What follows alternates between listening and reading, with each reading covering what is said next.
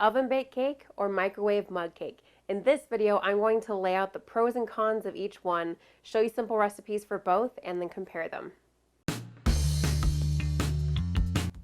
Hi there, my name is Carly and welcome to my channel Adventures in Yum, bringing you delightfully delicious food videos that I hope will inspire you to try your own food adventures.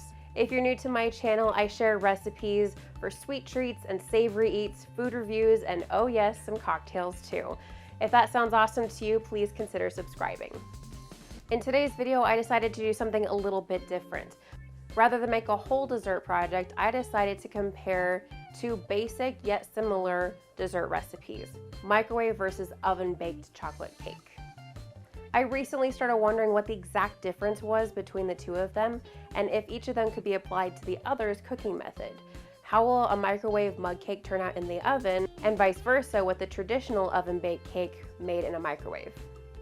First, let's compare the pros and the cons of each type of cake, oven-baked and microwave mug cake. First up for oven-baked cake pros, we have it results in a tender crumb. It's great for making large quantities, and it's great for making layered cakes. On the con side, it takes a while to bake. It heats up the kitchen and living space, that's especially bad during summer. And it's not convenient if you want to satisfy just a little cake craving. And then for microwave mug cake, for our pros, we have it cooks very quickly. A single serving is a quick fix for a cake craving. And it's great if you want warm cake with ice cream. The cons is that the texture is not typically the tender, fluffy crumb you expect from cake. It's not good for making large quantities, and it's not good for making a layered cake. Let me know in the comments, did I forget any pros and cons for each of these methods, and which is your preferred cake making method? Before we get into the recipes, let's briefly discuss the difference between the cooking methods.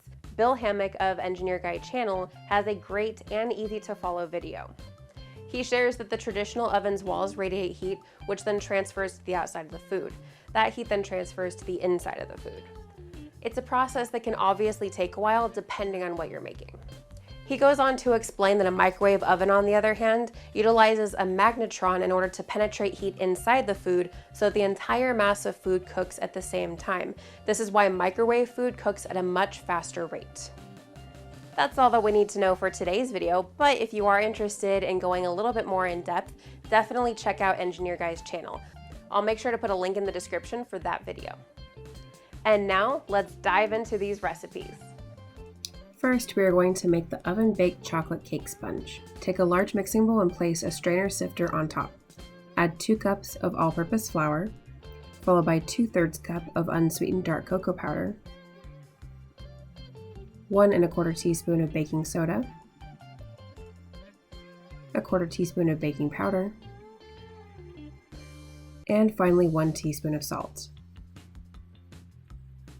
Once you work that through the strainer, we're going to give that a quick whisk to make sure that all of the dry ingredients are thoroughly combined.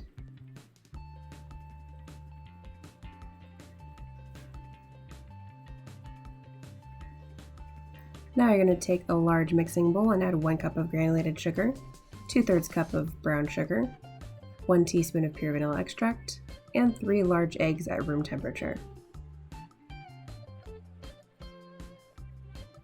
Now whip this mixture until it lightens in color, about 3 to 5 minutes.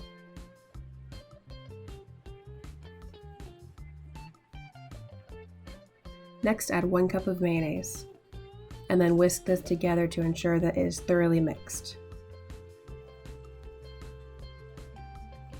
Make sure to scrape down the sides of the bowl periodically. Add 1/3 to 1/2 of the dry ingredients to the wet ingredients, and then add 1/3 to 1/2 of the 1 1/3 cups of water and mix until just combined. You do not want to overmix your batter because you will develop too much gluten in the flour. This will result in a tough cake texture, and what we're looking for is a tender crumb. Repeat this process with the remaining dry ingredients. With this cake batter, I'm actually making a special cake, so make sure to check out next week's video to see the completed cake. When making cake, make sure to grease and flour the pan in order to help the cake come out more easily. Bake 6-inch rounds for approximately 25 to 30 minutes or until a cake tester comes out clean. If you are making regular size cupcakes, bake for approximately 15 to 18 minutes or until a cake tester comes out clean. And here is our second recipe, the microwave mug chocolate cake. Take a medium mixing bowl and place a strainer sifter on top. Add a 1/4 cup of all-purpose flour, a 1/4 cup of granulated sugar, 2 tablespoons of unsweetened dark cocoa powder, a 1/4 teaspoon of baking powder, a 1/4 teaspoon of baking soda,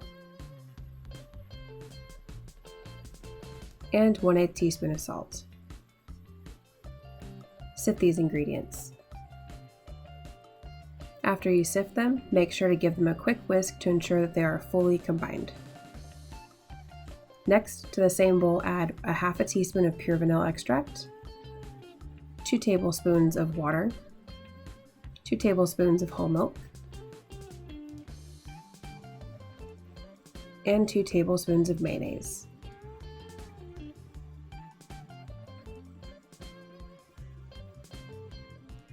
Whisk these ingredients together until they are just combined. Once again, you want to avoid developing too much gluten in the flour.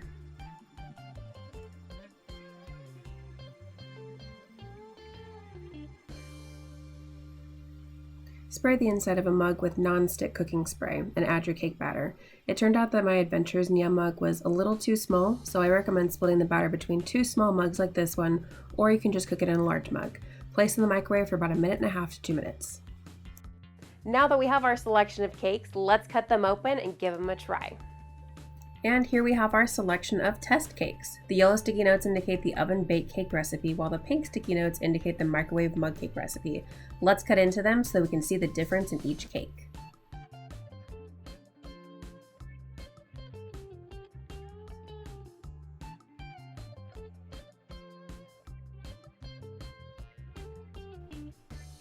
The regular chocolate cake baked in the oven looks like a nice fluffy yet moist tender crumb.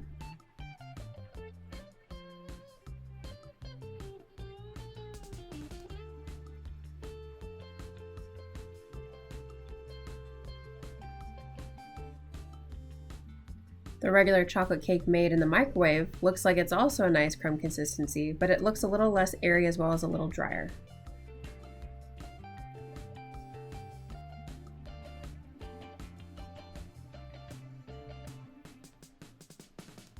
The mug cake baked in the oven looks really good. It looks like a nice fluffy, airy, and moist crumb.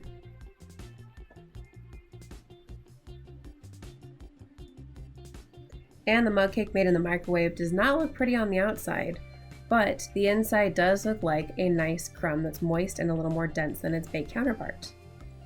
Now they're all cut open, let's do a taste test. First up, the regular chocolate cake baked in the oven. It is moist and has a lovely spongy texture with a rich chocolate flavor. Second, the regular chocolate cake cooked in the microwave.